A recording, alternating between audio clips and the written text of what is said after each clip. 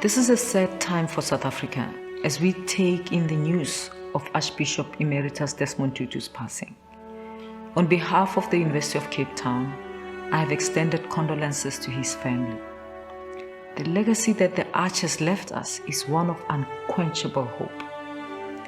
Physically, he was not a large person, but his spirit towered above all circumstances in the face of the apartheid government and the many struggles that we face now as a democratic society. His words, his actions, and especially the joy he shared with us remain a source of power we can tap into for generations to come.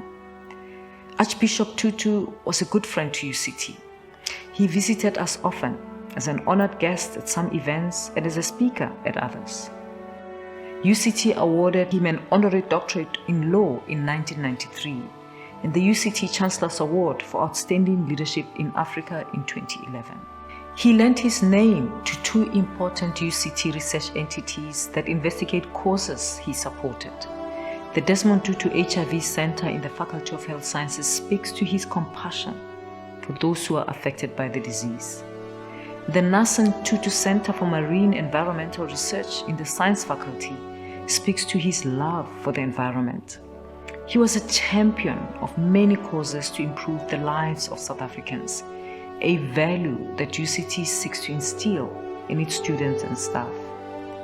Archbishop Tutu's legacy will include his infectious personality. His spirit was so vast that it embraced us all, no matter what race, what gender, what nationality or religion we represented.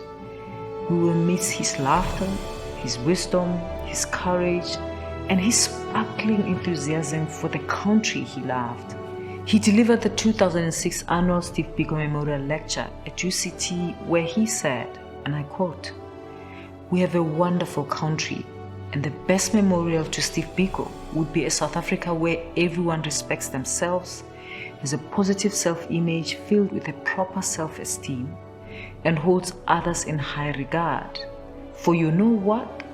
We are indeed a scintillating success waiting to happen." And I close quote. That statement resonates strongly with me. I sat in a class under a tree when I started school, but my parents helped me believe that I was a scintillating success waiting to happen. And now I have the privilege of leading Africa's highest ranked university.